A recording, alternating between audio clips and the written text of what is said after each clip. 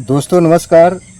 आज मैं हूं अपने गृह वाटिका में और गृह वाटिका में आप देख रहे हैं पीछे की तरफ हल्दी के पौधे लगे हुए हैं और यहाँ पर गेंदे का ये पौधा है।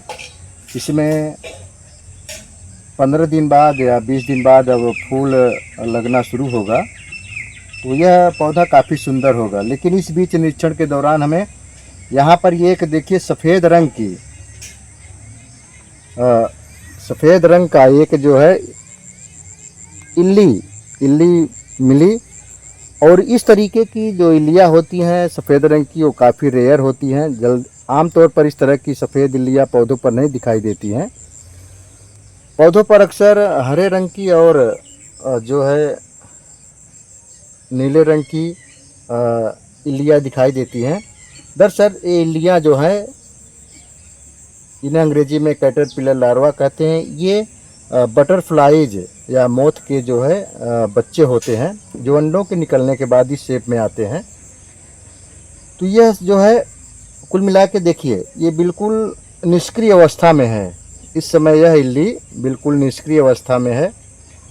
निष्क्रिय अवस्था का मतलब है कि ये इस समय हिलडुल नहीं रही है, यानी कि ये मरणासन्न अवस्था में है। और कारण क्या है इसका कि जो कीट वर्ग के प्राणी होते हैं वो कोल्ड ब्लडेड यानी कि ठंडे रुधिर वाले होते हैं, जिसकी वजह से ठंडी के बढ़ने पर इनका रक्त जम जाता है और निष्क्रिय हो जाते हैं या फिर मर जाते हैं।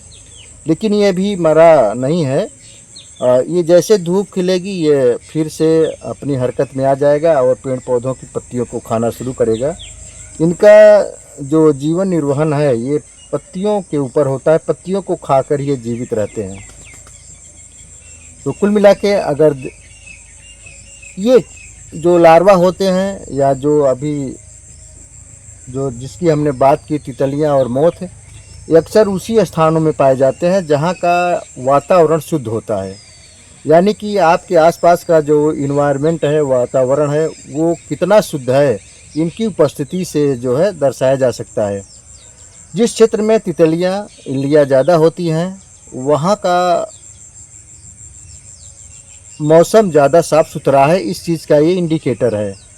तो कुल मिला के इन इल्लियों को मारे नहीं, क्योंकि इन इल्लियों से आगे चलकर रंग बिरंगी तितलियां बनेंगी और वो तितलियां हमारे बागानों में, हमारे खेत खलिहानों में जो पेड़ पौधे हैं, फलदार पौधे हैं, उनमें परागण क्रिया करती हैं और परागण क्रिया के दौरान उनमें फल मतलब पौधों में अच्छे से फल और बीज का निर्माण होता है। तो इन इल्लियों की वजह से, तितलियों की वजह से ये इल्लियाँ बचपन में भले ही हमारे फलों के लिए, फूलों के लिए नुकसानदायक हैं, लेकिन आगे चलकर जब ये वयस्क तितली के रूप में परिवर्तित हो जाती हैं तब उस समय ये हमारे बागानों के लिए फ़ायदेमंद होती है, क्योंकि इनके द्वारा ही हमारे बागानों में अच्छे से फल और बीज का निर्माण होता है।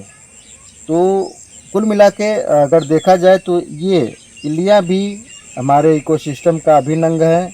ये रहेंगी तभी हमारे बागानों में अच्छे से फल बनेगा, बीज बनेगा और हमें खाने के लिए अच्छा फल और अनाज मिलता रहेगा। तो हमें इनको भी अपने आसपास रहने देना है।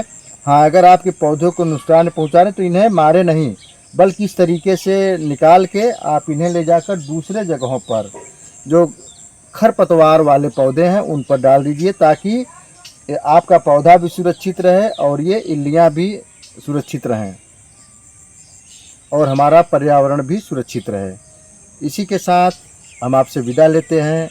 जय हिंद, जय भारत।